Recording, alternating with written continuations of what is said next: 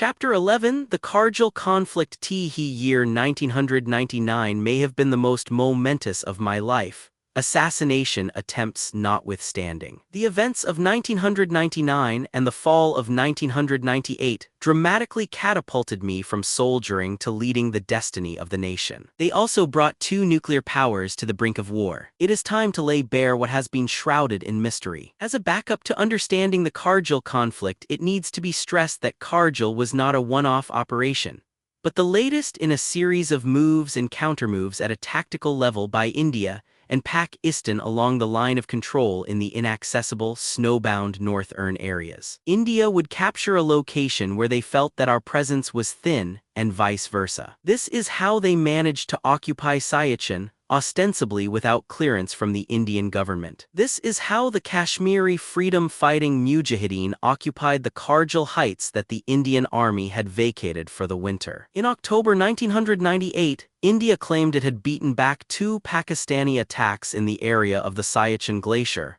on October 16 and 18. My own staff insisted that no such attacks had taken place. Nonetheless, I summoned the Commander of Force Command Northern Areas (FCNA) to understand what was really going on in his area of responsibility. He, too, reassured me that no official incursions were underway. He dismissed the Indian reports as false and added that India had falsely reported attacks during the previous summer at a rate of one per month. Subsequently, in late October and early November 1998, I received reports of another 5 such make-believe attacks. We later discovered that this probably was related to activities by the 87-88 in the line of fire Mujahideen freedom fighters. We knew that thousands of Mujahideen, mostly indigenous to Indian-held Kashmir but also supported by freelance sympathizers from Pakistan, did operate against the Indian forces. They used to cross the line of control lock in both directions at places which were thinly held and where the going was rough. I instructed the Military Operations and Military Intelligence Directorates at General Headquarters and at the headquarters of the Rawalpindi Corps to carry out an assessment of the situation. During this time, the Indians continued to report attacks.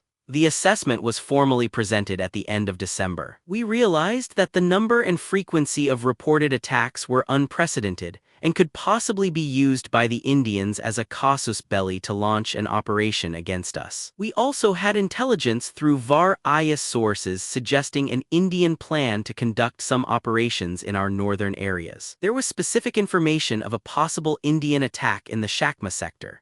It was aimed at positions we had used to shell the road between Dras and Kargil in early summer 1998, in response to continuous artillery shelling by the Indians at the Neelam Valley Road on our side of the line of control, Map 1. As a normal practice, the Indians used to move 2 reserve brigades from the Leh area each winter to the Srinagar Valley. In the winter of 1998, not only were these brigades retained north of Zajila, but India's 70th Brigade was deployed at Dras. It gave the Indians a window of opportunity because of the relatively early opening of the pass at Zajila, as compared with the Burzil Pass on our side. The availability of a paved road also gave India an advantage for supplying the area. There were large gaps between our defensive positions in the Kargil and Dras sectors, making it possible for Indian troops to cross the line too easily. India also brought in and tested special bunker-busting equipment in the autumn of 1998. We know that the Indian Army had procured large quantities of high-altitude equipment, special weapons, and new snow scooters and snowmobiles. India appeared on the verge of an attack across the LOC. Our sources of information were very reliable. India had been creeping forward across the LOC even after the Simla Agreement, which was reached between India and Pakistan after the War of 1971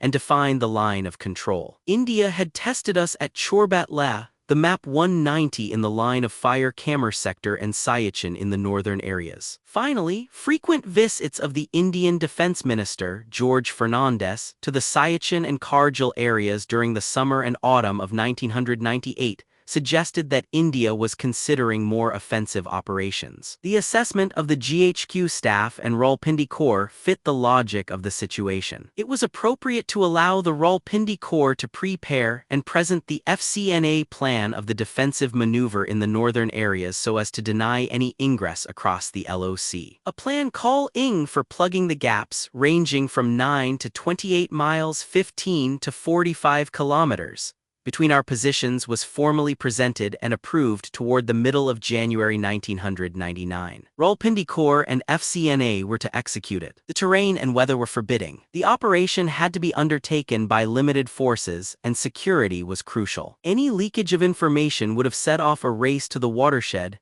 as had happened at Siachen. The terrain and resources were to India's advantage for such a race. Our information therefore was shared on a need-to-know basis. Second-line forces under the FCNA, called Northern Light Infantry, composed of locals of the area, were to occupy the forward positions. The troops were given special instructions not to cross the watershed along the LOC. Our maneuver was conducted flawlessly, a tactical marvel of military professionalism. By the end of April, the unoccupied gaps along Sev and Tai 5 miles, 120 kilometers of the LOC had been secured by over 100 new posts, often to 20 persons each. With the forward movement of our troops to dominating positions, we began to understand exactly what Pakistani freedom fighters had undertaken. I was kept informed of all movements of the freedom fighters from March 1999 onward, when our troops started reaching the heights at the watershed. Finally, on May 7, one was given a comprehensive briefing of their positions. The Indians were completely oblivious of our new strength along the LOC. The first confrontation between the two armies took place on May 2, when Indian troops bumped into our position in the Shayok sector. The second encounter took place with freedom fighters in the Badalik sector on May 7. The Indians suffered heavy casualties. Alarmed, the Kargil Conflict 91 bells started ringing at the Indian High Command when another skirmish took place with the freedom fighters in the Draws sector on May 10, 1999. India overreacted by bringing its air force into action. Helicopter sorties were flown to ascertain the ingresses made by the freedom fighters. However, the actions of the Indian Air Force were not confined to the freedom fighters' locations. The Indians also started crossing over and bombarding positions of the Pakistan Army. This resulted in the shooting down of one of the Indian helicopters and 2 jet fighter planes over Pakistani territory. When the Zajila Pass opened to military traffic, an Indian buildup began. Our troops and the freedom fighters exacted a very heavy toll on Indian convoy traffic, forcing the convoys to travel in the dark of night. The Indians brought 4 regular divisions into the area, along with a heavy concentration of artillery. They even brought in the artillery of their strike formations, conventionally to be used in an offensive across the international border against Pakistan. Intense fighting erupted against the freedom fighters. The Indians also showed no hesitation in attacking our troops on the LOC on the ground and from the air. On May 15, one ordered FCN Auto improve our defensive positions in coordination with the freedom fighters to deny access to the watershed by India. By now, the freedom fighters occupied over 500 square miles, 800 square kilometers of Indian-occupied territory, about 250 square miles, 400 square kilometers in the Mushko area, 40 square miles, 100 square kilometers in the Draws area, 20 square miles, 50 square kilometers in the Kaksar area, 80 square miles, 200 square kilometers in the Badalik area, and 23 square miles, 60 square kilometers in the Shayok area Map 2. Our field commanders were fully engaged in supporting them in the face of the growing momentum of the Indian operations. We wanted to dominate the areas held by the freedom fighters. We established outposts to act as eyes and ears, and made raids and ambushes. The bravery, steadfastness, and ultimate sacrifice of our men in that inhospitable, high-altitude battlefield against massive Indian forces will be written in golden letters. The Indian buildup continued during the entire month of May. India moved in artillery and infantry formations even at the cost of significantly depleting its offensive capability elsewhere along the international border. Evaluating this buildup at headquarters, we realized Map 2, the Kargil Conflict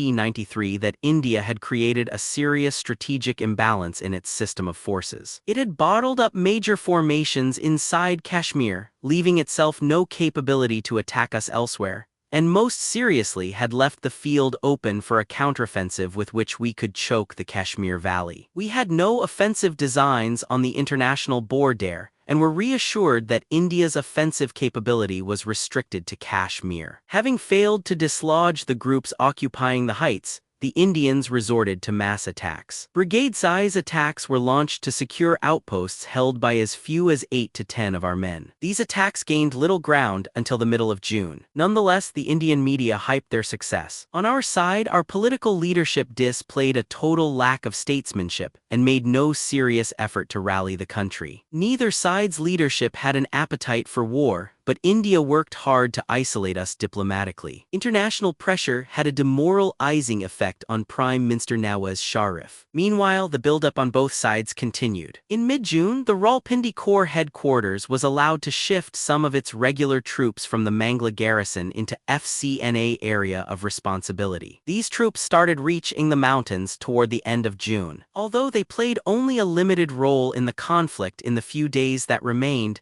they would be of great use during the consolidation of our positions on the watershed afterward. The positions held by our troops on July 4 are shown in Map 3. We had lost some ground in the Draws, Badalik, and Shayok positions, while the Kaksar and Mushko ingresses remained untouched. Considered purely in military terms, the Kargil operations were a landmark in the history of the Pakistan Army. As few as 5 battalions in support of the freedom fighter groups were able to compel the Indians to employ more than 4 divisions, with the bulk of the Indian artillery coming from strike formations meant for operations in the southern plains. The Indians were also forced to mobilize their entire national resources, including their air force. By July 4, they did achieve some success which I would call insignificant. Our troops were fully prepared to hold our dominating positions ahead of the watershed. Map 3, the Kargil CONFLICT 95. Our nation remains proud of its commanders and troops, whose grit and determination I observed during my frequent visits to the forward areas. Many officers and men sacrificed their lives on the snow-clad peaks and in the boulder-ridden valleys of the northern areas. I would be remiss not to specially acknowledge the achievements, professionalism, and bravery of all ranks of the Northern Light Infantry. As a reward, I later converted them into a regular group of the Pakistan Army. They now exist as a proud segment of the Army's Queen of Battle, the infantry. July 4 marked a ceasefire, negotiated by President Bill Clinton with Prime Minister Nawaz Sharif. International pressure for a ceasefire was intense. President Clinton was the only statesman who had influence with both Pakistan and India. Yet in truth, it was no negotiation at all. Sharif agreed to an unconditional withdrawal. To make matters worse, misperceptions of the military situation were rampant. India raised the level of some of its achievements to mythical proportions. A hilarious example of this was the announcement of India's highest award for gallantry, given to a soldier posthumously because he had died in the line of duty. Later, they found that the man was very much alive. On our side, I am ashamed to say our political leadership insinuated that the achievements of our troops amounted to a debacle. Some people even called the Pakistan Army a rogue army.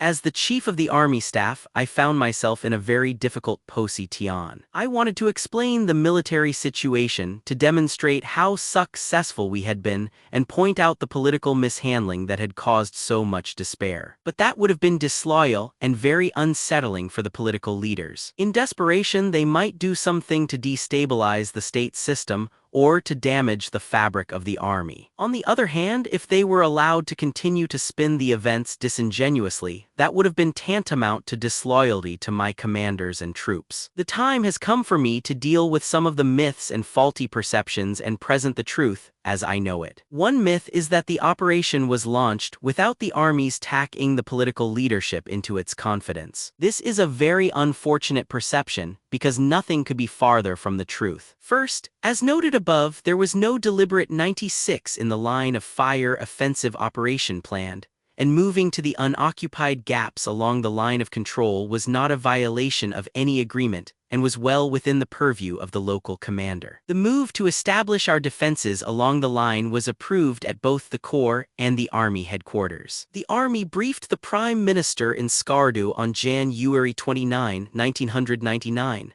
And in Kel on February 5, 1999. During these briefings, our defensive maneuver was explained as a response to all that was happening on the Indian side. Subsequently, the Prime Minister was also briefed on March 12 at the Directorate General Inter Services Intelligence, ISI, which included a detailed survey of the situation inside occupied Jammu and Kashmir and also along the LOC. As the operation developed, he was briefed in detail by the Director General of Military Operations on May 17. Later briefings were also arranged on June 2 and June 22. A second myth is that the military situation on the ground was precarious, and the Prime Minister dashed to Washington to get the army out of it. This disinformation is a much bigger lie. In their 2 months of operations, the Indians came nowhere near the watershed and our main defenses. As a result of the ingresses ahead of the line, the Indians were able to clear only a few outposts in 3 of 5 areas. The briefing given by me personally to the Defense Committee of the Cabinet on July 2, 1999,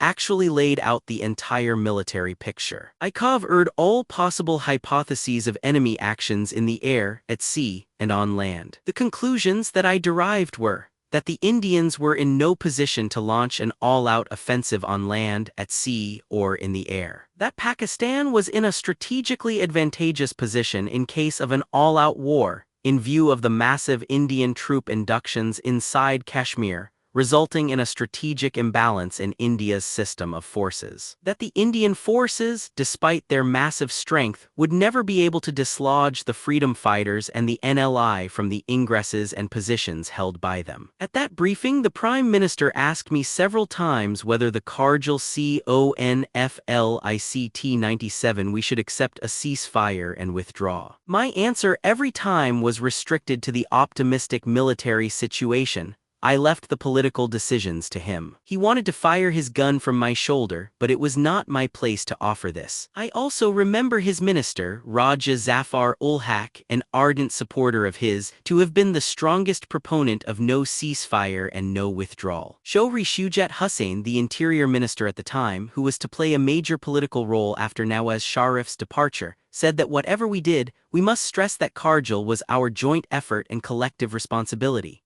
Nawaz Sharif did not like this truth and stood up abruptly, saying that we would continue later, but this never happened. The meeting ended inconclusively. It was decided to meet again on July 5, 1999, to make the final decision. I went with all my family and some friends to the hill resort of Murree to relax over the weekend. At about 9 p.m. on Saturday, July 3, one received an urgent call from the Prime Minister informing me, to my consternation, that he was flying to the United States and that I should meet him at Islamabad airport immediately. I drove down from the hills and met him at about midnight. He put the same question to me again: should we accept a ceasefire and a withdrawal? My answer was the same: the military situation is favorable, the political decision has to be his own. He went off and decided on a ceasefire. It remains a mystery to me why he was in such a hurry. A third myth is that the military hierarchy was not informed, and that even the senior army leaders were unaware of our maneuvers. Any military professional would understand that our strengthening of defensive positions in a single formations FCNA area of responsibility was properly ordered. All formation commanders of the Rawalpindi Corps and all relevant officers at Army headquarters were made aware of it as needed. The other commanders were informed immediately on the unreasonably escalated Indian response. All military information is shared on a need-to-know basis,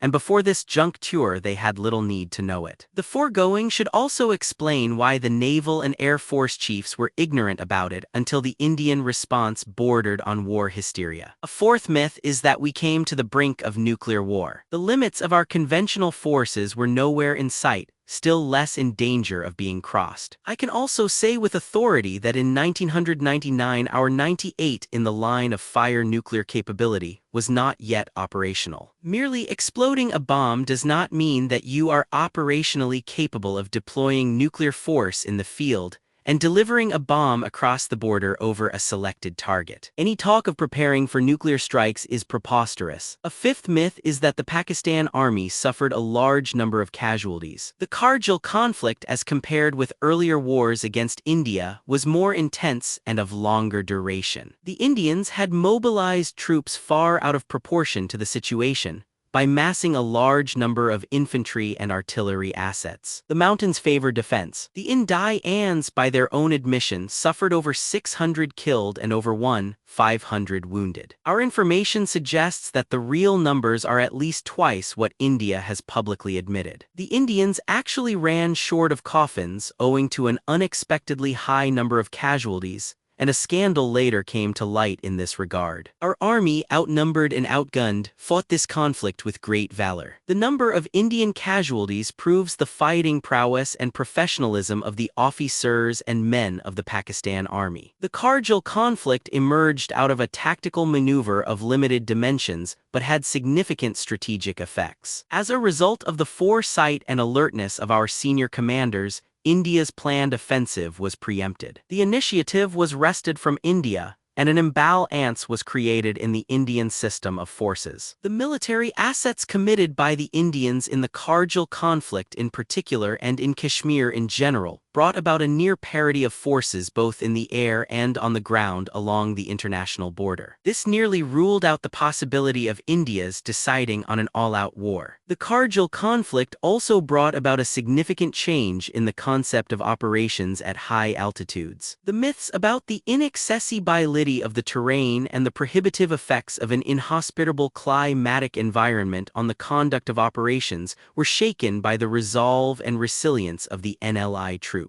I would like to state emphatically that whatever movement has taken place so far in the direction of finding a solution to Kashmir is due considerably to the Kargil conflict. Part 3: The hijacking drama.